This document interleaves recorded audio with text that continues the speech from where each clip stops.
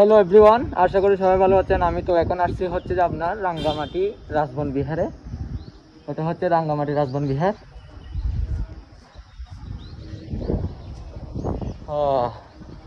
তো আমার সাথে আছে আমার মা, বাবা, ছোট বোন, বড় বোন, ভাগ্নি, মাসির বোন, সবাই দেখেন।